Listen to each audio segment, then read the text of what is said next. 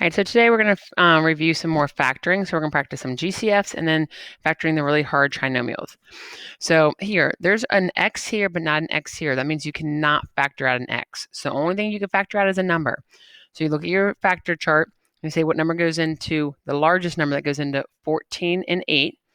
So you take out a 2, and then you do 14 divided by 2, 8 divided by 2. And that would be your answer. Now this time there are two x's here, and there's one x there. That means we can take one of the x's out because they both have an x this time.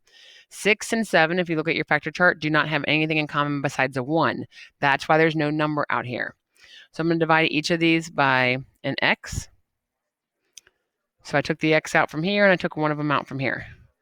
So this one has 4 x's, and this one has 5 of them being multiplied. So the first thing I'm going to do is take out 4, because 4 is the smaller of the two numbers. And then you say the numbers. What number goes into 20 and into 5, or into 45? The answer would be a 5. So divide 20 by 5. I took out all the x's, so they're gone. Plus sign, so put a plus sign. 45 divided by 5 is a 9. I had 5 x's. I don't know if you can see all 5. 5 x's, and I took 4 of them away. That leaves me with 1 x. Okay, down here, there's no x here, and there's 2 here. Since there's no x, it's smaller than 2. So you take out no x's. Then you say, what number goes into 30 and 100? That would be a 10. Divide 30 by 10. Divide 100 by 10. The x squared is still in the problem. It didn't go anywhere.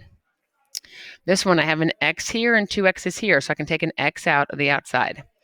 And then I say, what number goes into negative 18 and negative 21? So that would be a negative, let's see, 3 goes into that, 3 and 7, and 3 goes in that, so 3. So do negative 18 divided by 3. I took the x out. It's right there, so it's not there anymore. I took the negative sign out, so it's plus. 21 divided by the 3. There's 2 x's, so you had 2 x's, and I took 1 away, so I have 1 x left. Here, there's no x and then 1 x. 0 is the smaller number, so we take out no x's. And then you say what number goes into 15 and into 12. So look at your factor chart, and you should see 3. So 15 divided by 3, 12 divided by 3. And that's your answer. Now for the factoring trinomials. So this is our x method. So remember, you multiply the 5 times the 5, and we get 25 here. The middle number goes here. So you look at your factor chart, and you're doing 25 to get 26. So that'd be 25 and 1. Oh, that's a 1x. So you leave the first term alone. You leave the last term. Don't change those terms. You're only splitting up the 26 when we're using these numbers. So plus 25x and a plus 1x. And then we're going to factor. Again, what goes into both of those? It's a 5x. So I'm going to divide each term by a 5x. The only thing that goes into those is a 1. That is your first parenthesis, so we get a 5x plus 1. The numbers behind it, that's the x plus 5. So let's try this again. X, 2 times the 12 is 24. 11's in the middle. Factors of that would be an 8x and a 3x. Leave your first term alone. Change the middle to the 8x and the 3x. Leave your 12. The 2 and 12 did not change, you guys. This should always be a number and an x. So what number goes into them? And an x. What number? And then the second term is only a number. So what goes into 3 and 12? So divide out your 2x. So I'm actually dividing 2 divided by 2. What's 8 divided by 2? The 3 goes right here. 12 divided by 3. That is my first parenthesis. 2x plus 3. X plus 4 is my second parenthesis. So again, make an x. Negative 8 to make 7. So that would be positive 7 would be an 8x and a minus 1x. So leave my first term alone. 2x squared. Use your middle. 8x minus 1x. Leave the last term alone. It's a number and an x every time here. So number.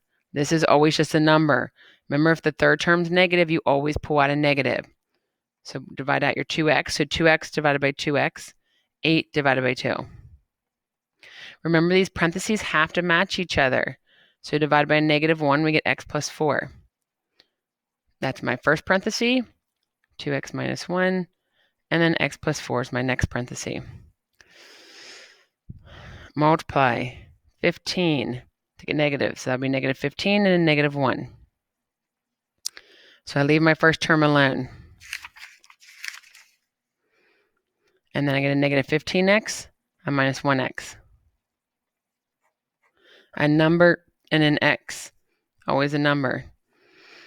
So you divide out your 3x, divide out your negative 1. That is your first parenthesis. So 3x minus 1.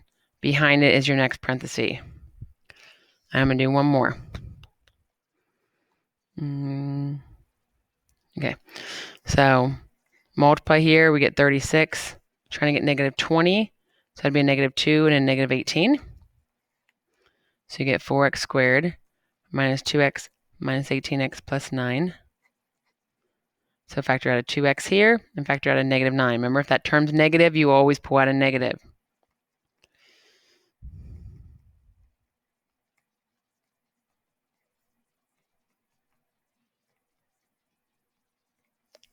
Okay. You guys are going to have your Delta Math that you're going to be doing tomorrow for tomorrow's assignment. So if you have the time today and you want to go ahead and practice it, then go ahead and get that done too.